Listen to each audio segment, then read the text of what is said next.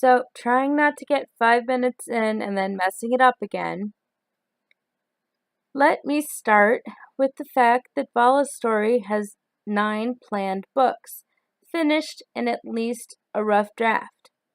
I want to say that I use the word book loosely.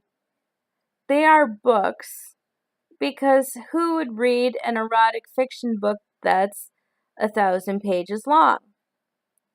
At one time, I had described Vala's story as a series/serial, but I've moved away from that to just calling it a serial. Publishing terms can be the bane of my existence. Plenty of them seem bent on keeping me in a reality that I don't inhabit very well. If it's not the LGBTQIA+ letter soup bugging me, I do prefer the GSM, standing for gender and sexual minorities, that's catching on in some places. Then there's a publishing-related letter soup that irritates me. MMFF, MFM, and more. Some people using upper and lower case letters to make some sort of meaning that I don't always catch. That's how people find what they want to read. Maybe it's my polysexuality, waiting between bisexual and pansexual and queer, that makes me want to scoff at that quote. Sometimes words can so fail us. I know, a writer saying that. But please forgive my diverging mental path as I think about a conversation at one of the Unitarian Universalist churches I sometimes attend. Talking to a person who started attending more often after I stopped attending this particular UU regularly, I explained that I'm bipolar and autistic, and often struggle to make eye contact as expected by neurotypical people. I said, how silly is it that I get myself stressed talking to other UUs who'd be more likely to understand that my mind works differently? Why can't I just say that more often? But I think acronyms can fail us even faster than words themselves. Like I mentioned just now, I'm a Unitarian Universalist.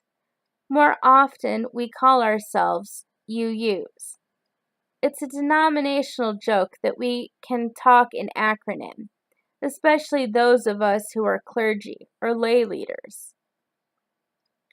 Now that I'm no longer at UUFOM, but a mixture of CLF and UUFCM as my B&M UU, I'm the voice keeping LNG UUs for BDSM awareness going, even if we only have an active presence on Facebook. So I could have done more acronyms there, but I mentioned 3 different Unitarian Universalist churches, including Church of the Larger Fellowship, which is our online church. Then, of course, B&M UU, standing for Bricks and Mortar Unitarian Universalist Church, to differentiate from the online CLF. LNG does the Leather and Grace portion of Leather and Grace UUs for BDSM awareness, a UU-related group focused on helping kinksters to be welcomed and accepted into UU spaces. Now that I've been paragraphs away in my script from writing and publishing, I'll dive back into it. I've been making a huge bunch of changes to Vala's story. I'm even playing with new title ideas. What do you all think of Vala out of night? And now, since I'd babbled about maybe sharing snippets in a blurb, I'm going to start by sharing here the new blurb for night. Just a moment. I could have sworn that this never got shared, but let's hope this isn't a repeat. Anyway, night's new blurb. Night controls and limits Mier in many ways, but a gorgeous man and a name change helps Vala escape into happiness. The queen introduces her to his family of submissives or slaves, as they each prefer to be called. 18 people, of whom she only meets 2 at first. Can she find her way in her new multiracial family? The queen gently guides Vala into his family with love, affection, and BDSM. He watches after her at an overwhelming NYC Pride March, while Abrakan puts a bump into the road of the queen's plans for Vala.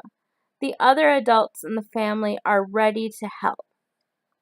She makes a fast and deep connection, especially with Iona, the beautiful Grecian woman who is parenting with the queen. Can Vala become lover, partner, submissive, everything the queen needs her to be? Simon and Tommy support the queen in bringing in Vala from the beginning, even before her new name. Maybe not Abrakan, but everyone else waits patiently to welcome Vala into their love. Men and women, even a non-binary person not yet ready to come out, are so ready to love her. Can they help guide her into a better service to the queen, a better love to the family? Triggering material.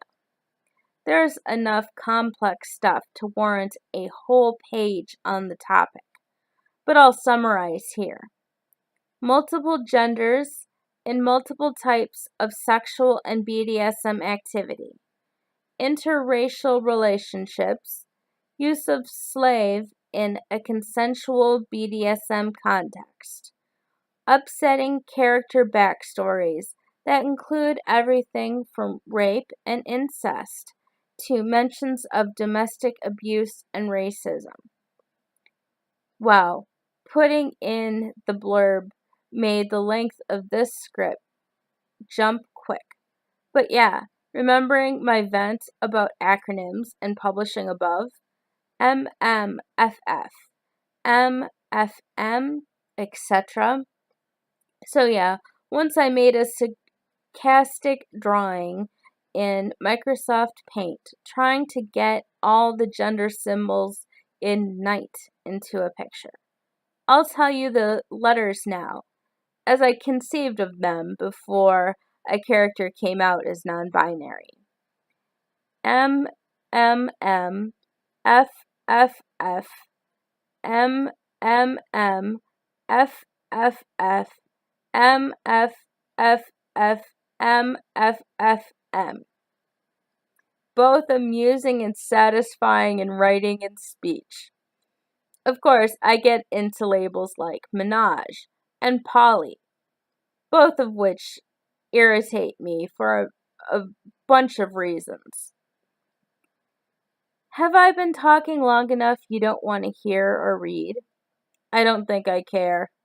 Menage, of course, comes from ménage à trois from French. While I don't believe it was originally just about sex, that's how the term often is used by English speakers. With poly, Polynesian people have asked us polyamorous not to use poly as a shorthand to describe ourselves. As a white polyamorous person, I feel it's not my place to interrogate what Polynesian people are asking, just to do it. I see the title says current thoughts too. I'm not sure where I was going with that. Maybe I managed. But Masturbation Monday needed to be written after I finished the script. And there's still UU General Assembly stuff to enjoy. Of course, when I was writing this, by the time I was planning to be finished writing it, the closing ceremonies would likely have happened, or were supposed to have happened, and the second woman president of the Unitarian Universalist Association was going to be installed. Okay, so months after I wrote this and forgot about it, now I'm recording.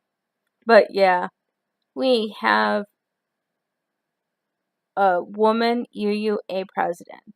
How cool. Please consider clicking the subscribe and like buttons. I'll share all my links, like my website, my Patreon, my other social media, in the comments. I invite comments and love conversation, especially when it's typed or vlogged, with captions please, since my ASL is not good yet, and I'd love for others to be able to read the captions as well. I'm still learning, hoping to make even erotic romance be a media where big D, little d, deaf, and hard of hearing people can find themselves in the pages. Thanks a bunch for listening.